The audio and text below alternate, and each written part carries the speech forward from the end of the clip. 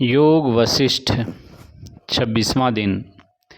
मोक्षद्वारे द्वारपालाश्चत्वारः परिकीर्तिताः शमो विचारः संतोषश्चतुर्थः साधु संगमः। वशिष्ठ ने कहा, इसी प्रकार हर युग में ब्रह्मा अनेक संतों और मुझ में प्रकट होकर सभी प्राणियों को आध्यात्मिक ज्ञान प्रदान करते हैं। ऐसे सभी संत अपने कर्तव्य का निर्वाह कर सकें, इसके लिए ब्रह्मा बुद्धिमान और न्यायशील राजाओं को भी उत्पन्न करता है, जो धरती के विभिन्न भागों पर न्यायपूर्वक शासन करते हैं। फिर भी ये राजा सत्ता और सुख की भूख से भ्रष्ट हो जाते हैं। परस्पर हितों के संघर्ष के कारण इनमें युद्ध भी होते हैं, जिनके फलस्वरूप दावों को बढ़ावा मिलता है। उनका ज्ञान दूर हो, इसलिए संत उन्हें आध्यात्मिक ज्ञान प्रदान करते हैं।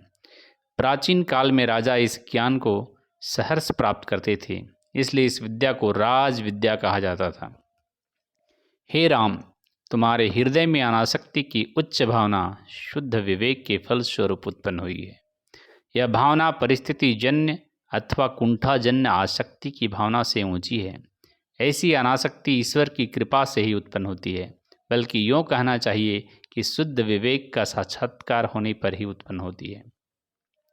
जब तक सर्वोच्च ज्ञान का हृदय में उदय नहीं होता, प्राणी जन्म मरण के चक्र में पड़ा रहता है। हे राम, मेरे इस विवेचन को ध्यान से सुनो। ज्ञान अज्ञान के वन को नष्ट कर देता है। इस वन में घूमते रहने पर प्राणी भ्रमों में पड़ा रहता है और असीम दुख में डूबा रहता है। इसलिए उसे किसी ज्ञानी गुरु के पास जाना चाहिए।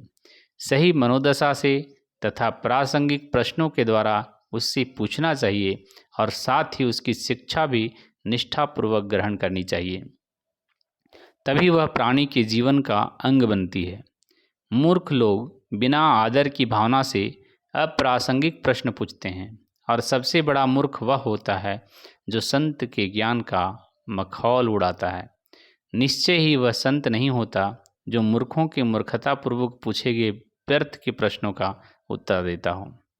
हे राम, निश्चय ही तुम सभी साधकों में उत्तम हो, क्योंकि तुमने सत्य पर सही ढंग से चिंतन मनन किया है और अनासक्ति के फलस्वरूप उत्तम की प्राप्ति के लिए प्रेरित हुए हो। मुझे विश्वास है कि मैं तुमसे जो कुछ भी कहूँगा उसे तुम अपने हृदय में दृढ़तापूर्वक धारण करोगे। निश्चय ही हर एक को अपने हृदय में ज्ञान को विराजमान करने के लिए सकारात्मक प्रयास करना चाहिए, क्योंकि मन बंदर की तरह चंचल होता है। एक बात और, प्राणी को मूर्खों की संगति से भी दूर रहना चाहिए।